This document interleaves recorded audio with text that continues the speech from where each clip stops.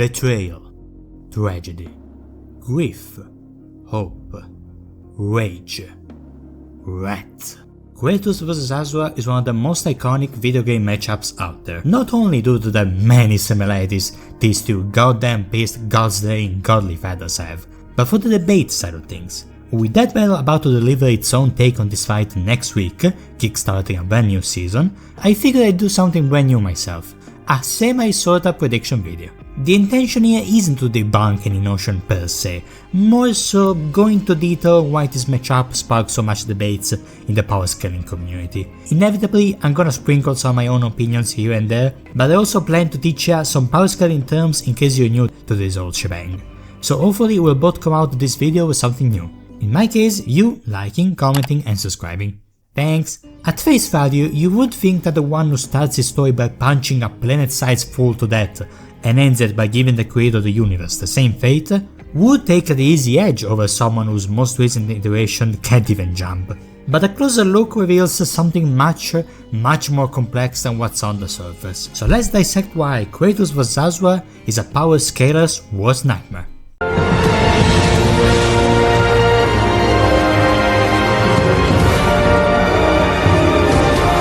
Asura is unique when it comes to powerscaling fiction characters, because 90% of the time, you kinda need to get into the nitty-gritty of the lore to understand why a certain action is planetary, solar, or multiversal level and all that powerscaling lingo you probably heard at least once if you click on this video. Asura is unique in this department since, to understand the ridiculously cosmic extent of his feats, look, you kinda just need to look at the screen. Here we have him punch a plant-sized dude to smithereens. Here we have him punching galaxy-sized celestial bodies away, and here we have him curb stomping the creator of all things in his base form. In contrast, with Kratos, things are more like this. He beat the Olympian gods, which beat the Titans, which in turn beat the Primordials, and the Primordials supposedly created the entire universe just as an after effect of their fight. Therefore, Kratos also scales above his creator deities. This method I just described is called chain powerscaling, and the part that makes you go, whoa, doesn't fully kick in on screen. You kinda need to, say, watch an explanation video like Official Divines or mine to fully get it. Asura's power levels are, to his character, very straightforward. The problem kinda comes with Quake, and a considerable discrepancy between what's shown on screen and what's told within lore. For example, you got stuff like, quote, Kratos has infinite speeds because he defeated Hermes, and Hermes dodged Helios' light, and Helios' light lit up the infinitely sized underworld. And look, I'm not saying that's an impossible notion per se, but like, any character who isn't omnipotent, Goku, Sonic or a comic book herald, aka comic book characters on a more cosmic side of things in terms of power, but any character who isn't those having infinite speeds always felt weird to me personally. Like, is speed something you associate with Kratos that much? Again, I'm not saying it's impossible or that it doesn't feel right is anywhere near an objective metric for power scaling. But things do get kinda iffy when it all hinges on one single adjective for one single place stated as infinite in one single art book, and with zero on-screen feats to back it up. This is actually something I found while writing the script, but the Greek underworld in God of War is stated to have an edge in lore, which I'm sure you can understand would not be the case if we were talking about an infinite space. So if you wanna argue infinite speed Kratos, you might wanna look elsewhere. Or, you could take in consideration that Asura's own underworld, aka the Naraka, is stated in Extra's menu to also have infinitely long pillars that Asura climbed out of to return to the living, technically granting both characters infinite speeds if you wanna interpret it that way, which would make speed a non-factor in this debate, entirely in this debate. That battle takes characters at their best, so I can see them tying their speeds.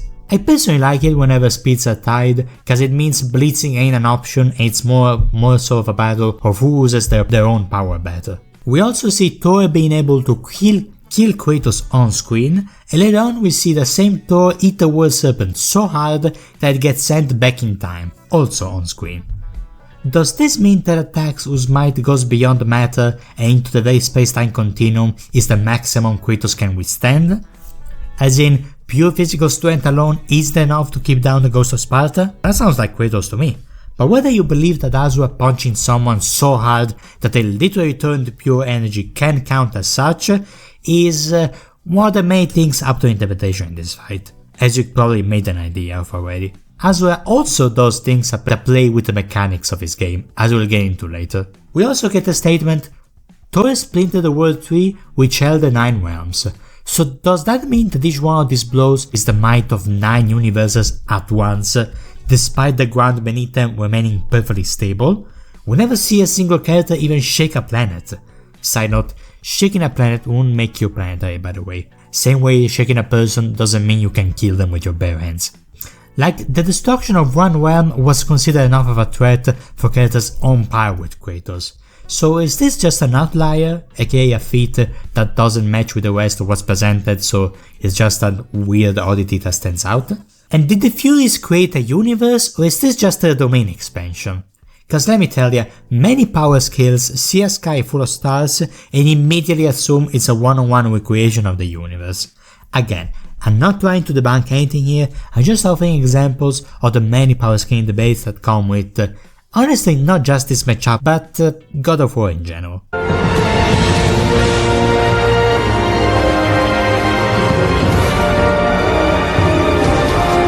There's a bit of a problem in a God of War franchise, in which many fans kinda treat Kratos like a donut and just glaze him from Hellline to Hades and back. I'm not even just talking about those that genuinely glorify the psychopathic man-child that Greek Kratos was. No, I'm also referring to those that generally think that, quote, lore-accurate Kratos can only translate into we'll end any boss fight in just 1-2 hits Kratos, as if no one can ever hope to match its power in the universe. So of course that same crowd will just blindly support the idea of the king having limitless strength, speed, agility, endurance, hell, probably the power to walk through rain and dodge every single water drop with autonomous ultra instinct or some shit. On the other side of the spectrum, however, we also have people that tend to get a bit too fixated on anti-feats.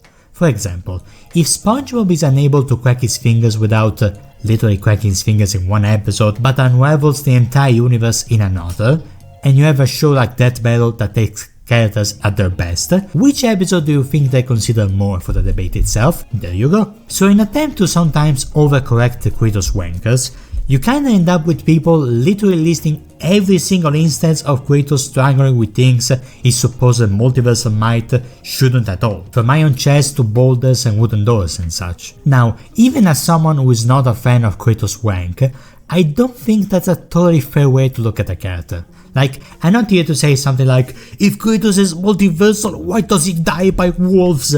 Because I recognize that these games are created as an experience you're meant to have fun with first, and material for power scaling mambo jumbo second, if not third or fourth. The developers think the same thing too. No matter what game we worked on, I think this was even with the handheld games, the first 2 games and the 3rd game, and even the current game, people are like always pointing out, Kratos is a god, he can take down these giant creatures, yet he struggles with a chest. And I was like, guys, this is a concession you just sort of have to accept. And I think it is just one of those concessions that in order to get the dynamics within the game, yes, sometimes you have to struggle and press the button to lift up a gate.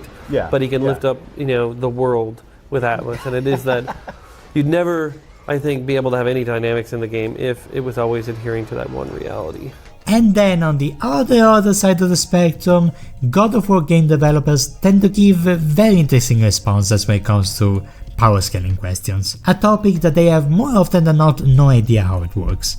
And thus you end up with a mixture between fun and sad instances where a developer implies Kratos is above any dimension, which will mean that this doodle I just made unironically solos the entire God of War franchise. But did Kratos flip the entirety of existence when he flipped this temple? Nope. Apparently he just flipped a temple. I think there is even a dialogue in Ragnarok where Freya directly says it contained only the gateways to other realms, not the realms themselves. Bruno Velasquez, the senior director of the series, is kinda infamous amongst God of War powerscalers because did the Primordials actually create the universe? Nope. Apparently just a Greek word, aka the geographical area known as Greece, while the Norse one was made by the Norse gods and yada yada. Because according to Bruno, the Greek and Norse realms and other mythologies are only geographically separated, not universally so. I mean, I always thought that it was the former, since Kratos traveled from Greece to Scandinavia by boat, even taking a quick break to Egypt in the comics. You can even find in-game Greek ships washed up in Midgard. Mimir the Talking Head is from a far-off Scottish land. The very creative director of God of War, Cory Barlog, supports the mythologies coexisting on the same planet. The mythologies exist on this planet simultaneously. They're all creation stories that date all the way back to the beginnings of the planet itself, but these are the culture's sort of creation story of that culture. But they are sort of simultaneously coming up in different geographic locations on the Earth. Bruno went on to say, I'm sure to the absolute joy of many, that Kratos might be able to kill a primordial, but we may never know. I just love the contrast between me having to essentially describe a civil war between three factions to establish whether Kratos even stands above planetary or below. Meanwhile, for Asura to be a Star Destroyer, I literally just have to point towards the scene where he literally does that. They have a mountain of similarities narratively, but they couldn't be on more extreme ends of the feats versus statements charts, prompting Asura to be nicknamed, quote, Featsman by many. If you really wanna keep highballing Kratos, why can't both him and Asura be on the same tier of strength?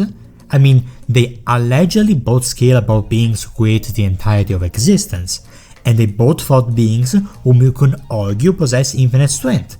It's honestly just the Norse stuff that kinda muddles the waters, especially with Kratos always holding back even despite being the strongest he's ever been. That and the very different ways Kratos and Asura fight off giants. From now on, it's my opinion time.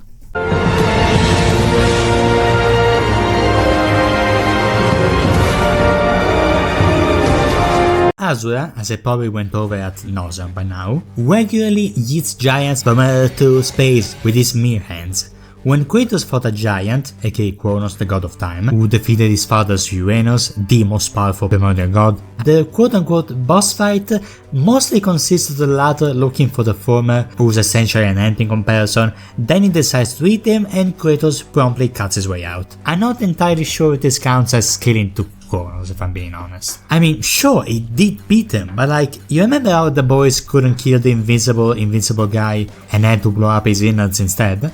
That's what I'm referring to. I don't think Yui killing Transparent means he scales above him, you know?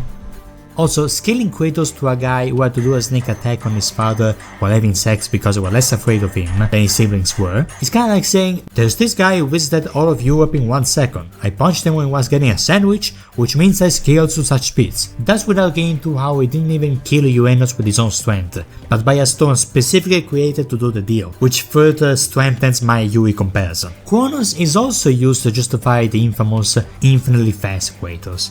Usually with statements that go along the lines of Kratos killed a being who literally created time, aka Kronos, who could move without the existence of time, aka Infinite Speeds Kratos. And with all the love in the world, this guy is not moving at infinite speeds. And while Kratos is said to hold back to avoid ending another world again in the Norse saga, there are many times in the story where such unbelievable speeds would have come in handy. That Kratos beat Kronos when he was chained up and weakened millennia after his prime, it is the same as beating the big Kronos who punched the primordial so hard that it created the universe, is kinda iffy. What do you mean Kratos scales to the speeds of a shockwave?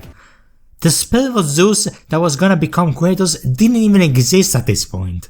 If Atlas, aka another God of War giant, really did have the power to destroy the infinite Cosmos plus Underworld combo simply because it's what he was living at the time, why would he need to destroy the World Pillar in order to do so? His energy output should be enough, no? Yet he specifically needs to destroy the World Pillar, so that he'll stop supporting such Cosmos, which yes, he is able to lift, even with the help of multiple pillars himself, but I think it should be debatable if your lifting strength was always identical to your energy output.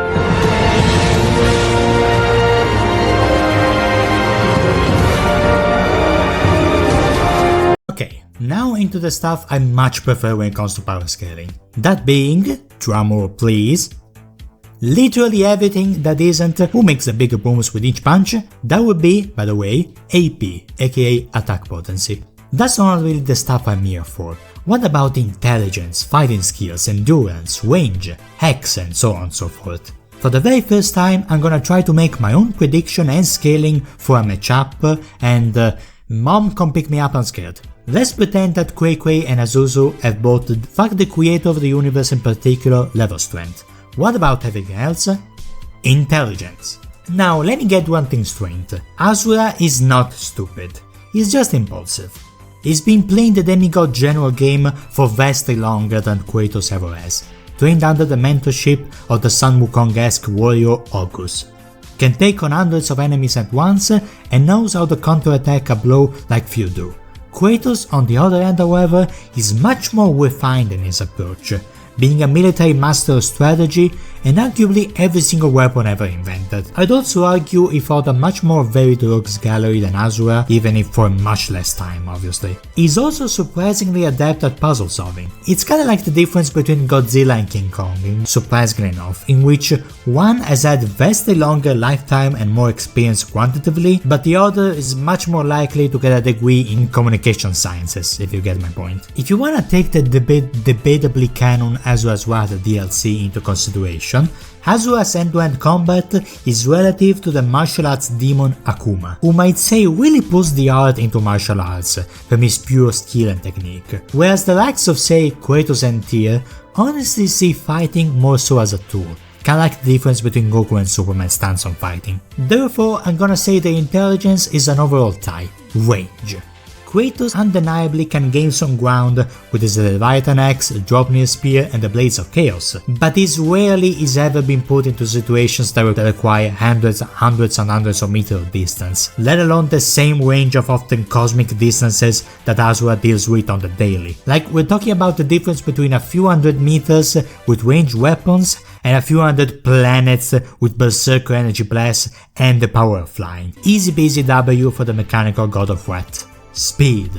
As you can probably tell from my tone from earlier, I don't buy infinite speeds Kratos. Don't get me wrong, the Spartan warrior can dodge anywhere between arrows to supersonic attacks, Zeus's lightning, and even kept up with the god of light Baldur, granting him a pretty comfortable spot in the relativistic range, aka light speed. For reference, Asura travels between galaxies from the Earth to the center of the universe in mere minutes. I've seen stats putting Asura all the way up to 1.6 quintillion times the speed of light, and he can move even during a complete time stop, which would actually put him in the immeasurable speeds range, aka speeds that ignore linear time entirely, the same speeds Flash uses to time travel. I'm sorry, even if you put characters in the same exact speed range, there's no force on heaven or hell that will convince me Asura is slower than Kratos. I will genuinely be flabbergasted if that battle fumbles the bag that hard.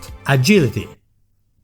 I don't think this takes much pondering to figure it out. Stamina and regen. Asura's nature as a thousands and thousands years old literal war machine certainly helps, and gods in the God of War franchise are stated to not require sustenance like sleep, food or water to keep going. And while Kratos does have some slight regeneration on its own, I honestly don't see him fighting without his arms like Asura himself does, especially with the many of his many comments regarding him being close at the end of his run. In contrast, Asura can arguably keep on going for as long as his rage does, and the only thing that killed him with a capital K was ending the source of the very energy that fuels him, aka mantra. Lastly, and again, I will always mention this last due to its debatably canon nature, but Asura and Akuma have fought for 500 years, so yeah, another point to Asura. Next up, a trait that's as important as it is iconic for both of these characters, Rage Boost. In-game, Spartan Rage gives Kratos only a small boost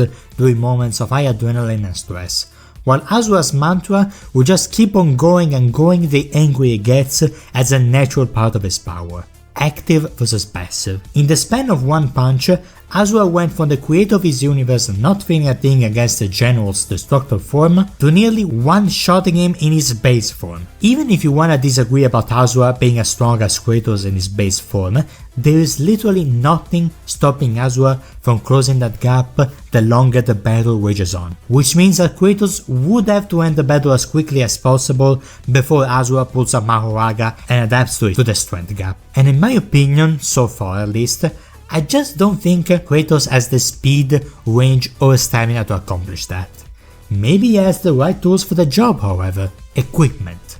Yeah, Kratos takes this category easy peasy. Remember when I joked about Kratos essentially mastering any kind of weapon in history of pre-firearm weapons? Honestly, I was barely joking.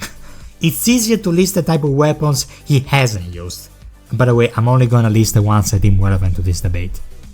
But the Big Daddy, or well, mommy I guess, since sword is a female noun in my language, within Kratos' arsenal is undoubtedly the Blade of Olympus. The Blade of Olympus is a weapon that is said and shown to be able to, quote, drain godly power, but only that of the person that's currently using it specifically, because they need to infuse their power into the sword to wield it. Otherwise it's just a big stabby stab. Despite being another popular notion, it also doesn't, quote, negate immortality, since gods in God of War have been stabbed by it and kept on going, and especially since they aren't really immortal in the sense of nothing can kill them. Kratos is a proof of that. There's the argument on whether Asura's godly nature would even be affected, period, being a sort of mechanical being and all, but when he killed the source of all mantra, aka what powers him, being a semi-robot did not save him, so make of that what you will. If the Dead Battle team buys into the blade being able to affect mantra as well, Asura better be careful. That's what I would say if he didn't overpower the literal source of all mantra. And Zeus and Kratos resisted long enough to keep fighting even after being stabbed by the blade, so it's not an instant win con either, nor would this be the first crazy sword Asura had to contend with either. The Leviathan axe can be thrown and called back like Thor's hammer and freeze enemies. Now, we don't see how Asura fares against ice in his own game, unless you wanna count the coldness of space, but besides resisting a time stop, there is another type of immobilization he breaks out of that makes me think he won't stay frozen for long even there. I also don't think the poison that harmed Thor would do much against a non-organic being, but it was said that a clash between the Leviathan axe and Mjolnir resulted in the souls being torn apart all the way back in Valheim, and with mantra being essentially composed of souls, that might be a problem.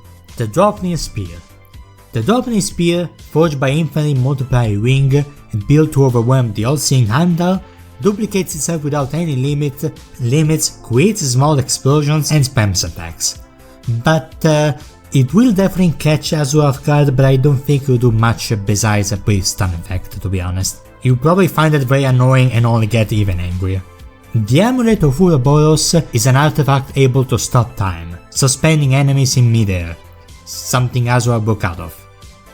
The many shields of Norse Kratos can counter projectile attacks, which would 100% be useful against Asura's energy blasts. Versatility/creativity. While Kratos undeniably packs the bigger arsenal, I will still say Asura's flight, extra arms, much greater control over his own energy kinda trump Kratos' straightforward approach reliant on weapons and fists. Weaknesses. It's only fitting that Asura's threat is both his biggest strength and weakness, because oh boy is he extremely impulsive, to the point of using too much energy for his body to safely handle early on in the game. That second flaw later got fixed with the mantra reactor. Kratos can too be blinded by rage and stubbornness, and his magic is often limited whenever he isn't, and his abilities often require specific context, and he drops all weapons when he enters Spartan Rage. But on the other side of the spectrum, Kratos also holds back a lot by default, not wanting to end another world again, but this results in a long and drawn out fights with often destructive proportions, and I already listed earlier why this wouldn't be ideal while fighting Asura specifically. Hex. Next up we have Hex. If you're new to this term, it's essentially any power that basically just means fuck you, invincible shield, time stop, disintegration, or other things related to absurd metrics of everything and nothing. If you want a point of reference, Satoru Gojo from Jujutsu Kaisen is kinda like the poster boy when it comes to hacks in anime, as he basically has like 3 or 4 on deck ready to use. Kratos, believe it or not, somehow packs even more. Let's go over them via questions. Can Kratos petrify Asura when Medusa said? Asura broke out of petrification before, and this one lasts only 10 seconds at best. Can Kratos steal Asura's soul with the hoops of Hades? Maybe. However, Asura's soul did resist the pull of Naraka, aka his underworld, which no one has ever been able to in-universe, And despite the enemy gods he fights harvesting the souls of the fallen to fuel their plans, they seemingly cannot take his. In the DLC, he also resists Akuma's Raging Demon attack, which will normally destroy a target soul. This one is up to debate, but there's a strong argument for Asura's soul to just punch the hooks away if Kratos tried to use them on him. Kratos, for whatever reason, can face to matter. Would this help? I mean, I don't think Asura has ever punched something incorporeal per se, not at all, but I also don't think Kratos would be able to interact with objects in this state, so yeah. What about the status effect brought by the RPG nature of Norse Kratos? Now, these are something I can pretty easily see be a problem for Asura. Honestly, if it's not the wonky scaling or generously interpreted equipment, these are what I deem to be Kratos' most reliable win coins. They can paralyze the enemy, send them in a daze, nerf their attack potency, nullify regeneration and or area of attack, area of effects attacks, aka AoE, and slight spatial manipulation via being able to close tears in reality. Similar to Dimitri, a Trident 2 RPG character, having a bonus effect that made up for a difference in stats he had with Guts, I do think this might be Kratos' trump card. Kratos takes overall X. Death Negation. Finally, we have a category very unique for this matchup. Both Asura and Kratos crawl back from the underworlds back into the land of the living many times in their story. The difference is that Asura went from resurrected 12,000 years after the first death, 500 after the second, mere days on the third, and possibly mere hours and not minutes on the fourth. In the manga, he straight up revives a few seconds after being killed and getting his mantra reactor destroyed. Kratos does have a resurrection stone with him, but it requires the help of an ally, and this is a one-on-one. So, and I mean to reiterate this 300 times, according to my opinion and interpretation, Asura takes range, speed, agility, stamina, regen, rage boost, versatility and death negation. Kratos takes equipment, X and weaknesses. I had them overall tied in intelligence and strength, the latter being mostly because I didn't want to waste any further time into that scaling talk. And even if Kratos is stronger, at base, Asura has the means to close the gap. And even if I do think Kratos has less advantages, it does come with more ways to potentially end the fight via either axe or equipment, whereas Asura kinda only has pure brute force alone. I genuinely believe Kratos' win coins lies in this area, so he takes win coins too, I guess, strangely enough. There is however one last ace up our Asura's sleeve, which is very... hear me out. Asura, at the end of his story, fights the creator of life and death cycle, Chakravartin. Yes, I waited until the end to pronounce his actual name, shut up. While fighting Chakravartin, Asura is presented with various quick-time events prompts for the player to nail, as has been the case since the beginning of the game, and one of the main things he shares with Kratos. However, at one point, Chakravartin takes hold of the quick-time events player input so that you, the player, can control him instead. And Asura did not give a solitary fuck and still beat his ass without the input of the player. Now, quirky game mechanic or Asura's right transcending the very mechanics of the game is in? Because technically he's fighting the same force of nature that's been moving him so far, aka you, the player, basically fate, and still won. Depending on how you choose to interpret this, there might be nothing Kratos can do here. Because let's say you do think Kratos scales to beings capable of creating or warping space-time. That would still be one less layer of existence compared to you, the player, who resides in the fourth wall, and who Asura defeated. Kratos has even been on the receiving end of similar player agency removal scenes, I guess? If you wanna call it that, I have no idea how to call this.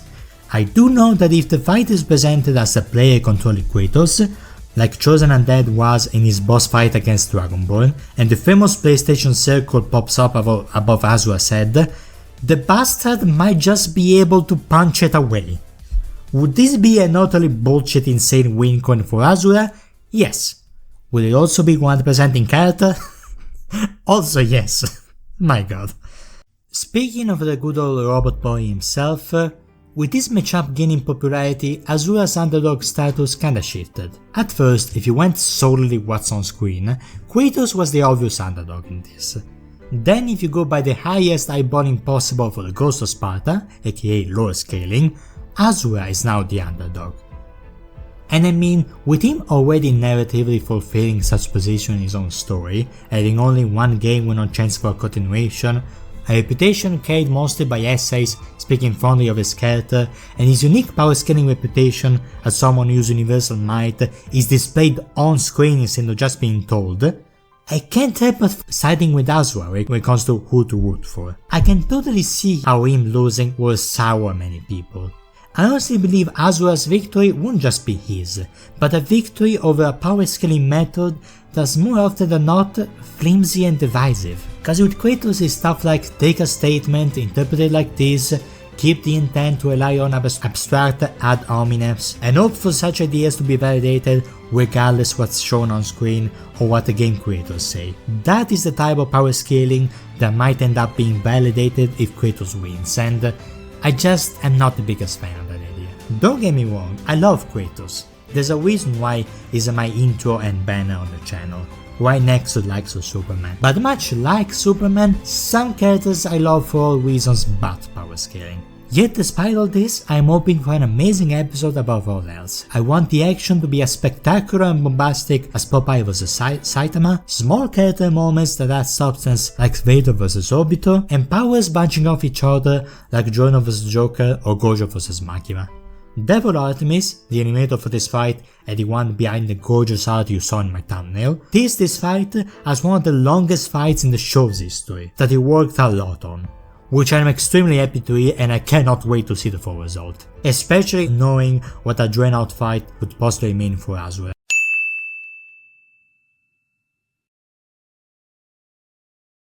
I'm also, hoping for respectful analysis and breakdowns, amazing musical track, and acknowledgement for how messy God of War cosmology can get. Also, back on the musical track, I do think Wrath of the Gods is neat, but it doesn't really embody any of the tragedy that In Your Belief carries, so I'm hoping for a musical track that captures both the melancholy side of things and the bombastic god reaction side of things. A delicate balance, I know, but I'm 100% sure Brandon or Wolf can do it. The debate ultimately all centers around this question. Can Kratos' enormous arsenal and axe overwhelm Asura's stamina and adaptability, or will it be the other way around? How much will the scaling, regardless how you interpret it, play into this? Will they tie all the stats and focus on the rest, kinda like I did with strength and intelligence? Did I get right any of the advantages I give to Asura? I do not know. But leave this video knowing this. I think Kratos will win, but I believe Asura should win. I purposely use some very specific phrasing here. So while we reflect on that and we wait for Ragnarok to fall on us all next week, drink lots of water, I'll do the same. Orko Quitton, hope you made your day slightly better.